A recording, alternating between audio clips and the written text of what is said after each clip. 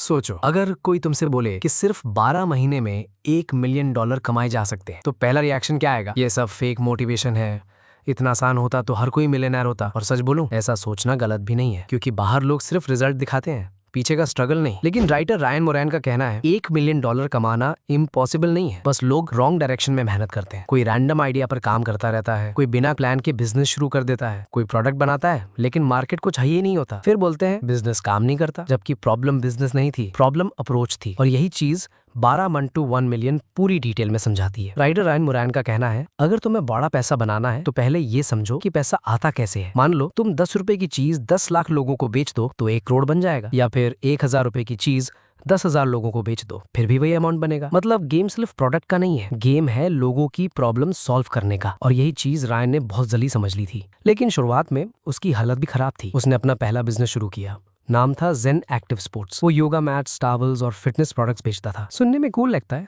लेकिन अंदर से पूरा बिजनेस लॉस में था। इन्वेंट्री का खर्चा, एड्स का खर्चा, सैलरी का प्रेशर, इतना प्रेशर था कि रेंट देने के पैसे तक नहीं बचते थे। कई बार उसे दोस्त के घर सोना पड़ता था। और यहीं पर रायन को अपनी सबसे बड़ी गलती समझ आई। उसके पास कोई स्ट्रक्चर नहीं था, वो बस जो दिमाग में आता वो करता जाता, कोई क्लियर रोड मैप नहीं। अब यहाँ एक चीज समझना बहुत जरूरी है, कई लोग मेहनत बहुत करते हैं लेकिन डायरेक्शन गलत होती है, और गलत डायरेक्शन में मेहनत हमेशा थका देती है। अगर अभी तक बात रिलेटेबल लगी तो वीडियो को लाइक कर दो, क्योंकि आगे जो चीज आने वाली है वो शायद तुम्हारा बिजनेस देखने का तरीका बदल दे। रायन ने फिर एक स्मार्ट काम किया। उसने एक पॉडकास्ट शुरू किया, नाम था फ्रीडम फास्ट लेन। वहां वो सक्सेसफुल बिजनेसमैन को बुलाता था, उनसे सवाल पूछता था, उनसे सीखता था, और धीरे धीरे उसे समझ आने लगा कि बिजनेस गैस वर्क नहीं होता, उसके पीछे सिस्टम्स होते हैं, प्रोसेसेस होते हैं। फिर उसने अपना प्रोडक्ट Amazon पर लॉन्च किया, और यहीं से उसका लॉस मेकिंग बिजनेस प्रॉफिट में बदलना शुरू हुआ। इतना प्रॉफिट कि एक प्राइवेट कंपनी ने उसका बिजनेस खरीद लिया। यहीं से उसकी मिलियनेयर जर्नी शुरू हुई। अब यहाँ बुक का सबसे इंपॉर्टेंट पार्ट आता है। राइटर रायन मोरैन का कहना है, $1 मिलियन तक पहुंचने के लिए 3 स्टेजेस से गुजरना पड़ता है। पहली स्टेज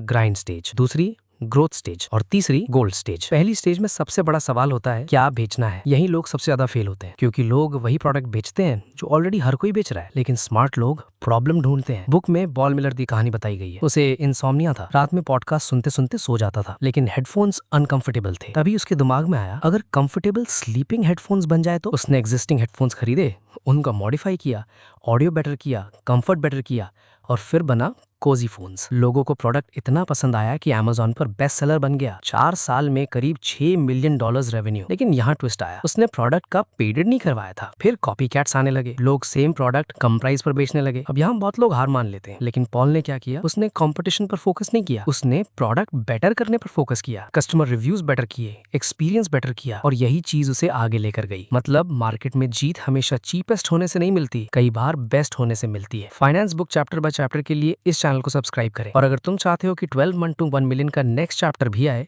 तो कमेंट करो 12 मन टू 1 मिलियन चैप्टर 1। अब दूसरी स्टेज आती है, ग्रोथ स्टेज। यहाँ गेम बदल जाता है। अब सिर्फ एक प्रोडक्ट नहीं, मल्टीपल प्रोडक्ट्स। बुक में ऑब्रे मार्कस की स्टोरी आती है। शुरुआत में उसके कई बिजनेस फेल हुए, टॉयज, सप्लीमेंट्स, कुछ खास नहीं चला, लेकिन फेलियर्स ने उसे 3 चीजें सिखाई, प्रोडक्ट कैसे बनता है, सेल कैसे होता है, और एडवर्टाइज कैसे होता है। फिर उसकी मुलाकात हुई जो रोगन से। पॉडकास्ट पर उसने बोला, मैं दुनिया का सबसे अच्छा न्यूट्रॉपिक सप्लीमेंट बना सकता हूँ। अब उसने रिसर्च शुरू की, एक्सपेरिमेंट्स किए, और फिर बना अल्फा ब्रेन। जो रोगन को प्रोडक्ट पसंद आया, उसने अपने मिलियन फॉलोअर्स के सामने प्रमोट किया, और अचानक ऑर्डर्स एक्सप्लोड हो गए। इन्वेंट्री खत्म, डिमांड बहुत ज्यादा। फिर उन्होंने दूसरा प्रोडक्ट लॉन्च किया, फिर तीसरा, और इसी तरह ऑनेट कंपनी ग्रो होती गई। अब यहाँ रायन एक पावरफुल चीज समझाता है, अगर तुम्हारे पास सिर्फ एक प्रोडक्ट है तो रिस्क ज्यादा है, लेकिन मल्टीपल प्रोडक्ट्स है तो रेवेन्यू स्टेबल हो जाता है। अब आखिरी स्टेज आती है, गोल्ड स्टेज। यहाँ फोकस सिर्फ एक चीज पर होता है, marketing, ads, influencers, brand building. क्योंकि अगर प्रोडक्ट अच्छा है लेकिन लोगों को पता ही नहीं